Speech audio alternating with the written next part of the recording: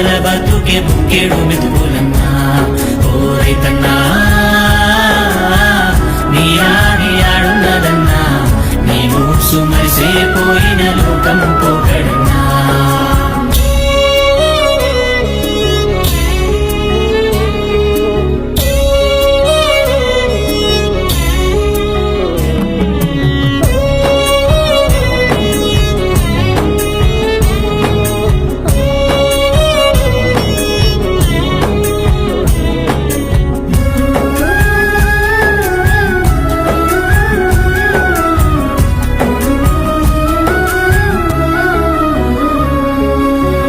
బువ్వ సంక నెట్టుకొని పలుగు పారబట్టి పరుగులు నడ్డి నిరుసుకుంట నాగలెత్తుకొని దుక్కులన్నీ దున్నేటప్పుడు నారు పోసి నీరు పెట్టేదాకా నిన్ను ఆపలేవు ఏ తిప్పలు. ఆ నింగి వంక తొంగి చూసేలా నీటి సుక్కరాలదే ఇప్పుడు. ఎన్నెన్నో గాయాలే కొరగాని బతుకుల్లో కన్నీటి దీపాలే ఓదార్చే తడియారని గొంతుల్లో. ఆ మబ్బు ఉరుముతుంటే కురిసే సెరువవుతుంటే నీ అతనంతా అడవి తల్లి ఒడిలో రేయంతా. ఓరే అంతా మంచమీదే మాటు వేసేవయ్యా, నీ చిన్ననాటి గాథలన్నీ పాటగా చెప్పేవయ్యా. ఆ సందమామే నిన్ను చూసి ఎన్నెలగా సేనయ్యా, ఆ ఎండి ఎన్నెల దుప్పటిలా నిన్ను కప్పుకుంటుందయ్యా.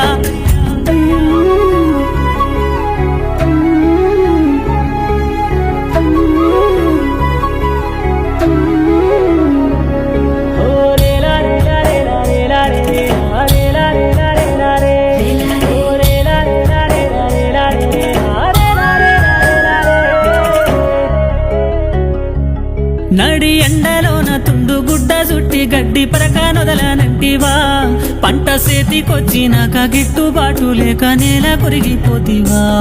నీ అన్న వాళ్ళు నీ సెంత చేరి అయ్యయ్యో అనువాలేనయ్యా, నువ్వు లేని లోటు తెలిసి ఆ పంట సేలన్నీ ఎక్కెక్కి ఎచ్చేనయ్యా.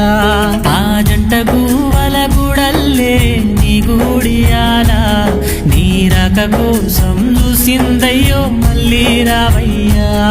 ఆ ఏటి గంటున ఏముందో నీకే ఎరుకయ్యా, నీ ఆలినొదిలిపోతా ఉంటే యాదికి రారయ్యా.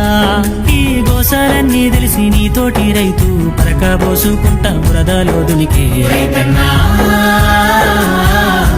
రాజు నీవేదన్నా, నీ సెమట సుక్కల బతుకే బుక్కెడు మెతుకులన్నా.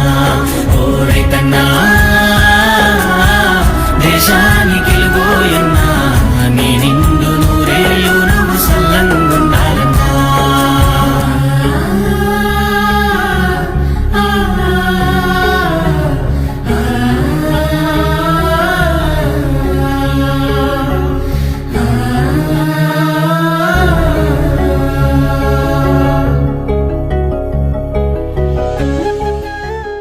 రైతే రాజు రారాజు అన్న మాట మాటల్లోనూ మాలాంటి వాళ్ళు చేసిన పాటల్లోనూ తప్ప చేతల్లో ఎక్కడా లేదు. ఇది నిజమే కదా. ఈ రోజుల్లో మనం రైతుకిచ్చిన విలువ ఏంటో తెలుసా? తను ఆత్మహత్య చేసుకుని చనిపోయాక న్యూస్ పేపర్లో వేసే చిన్న ఫోటో, న్యూస్ ఛానల్లో చూపే చిన్న న్యూస్. అంతకు మించి మనం చేసేది రైతుకిచ్చేది ఏమీ లేదు, గిట్టుబాటు ధరతో సహా. రైతే రాజు రారాజు దేశానికి వెన్నెముక అని గొప్పగా చెప్పుకోవడమే గాని అదే రైతు నేలకు ఒరిగిపోతూ ఉంటే పట్టించుకోవడం లేదు. ఒక రైతు చనిపోవడం వల్ల నష్టం పోయేది తను, తన కుటుంబం మాత్రమే కాదు, మానవ మనుగడ కూడా. ఆలోచన చేయండి. జై కిసాన్, అన్నదాత సుఖీభవ. ఓ రైతన్నా రారాజు నీవేనన్నా. రైతన్నా రాజు నీవేనన్నా, నీ సెమట సుక్కల బతుకే బుక్కెడు మెతుకులన్నా.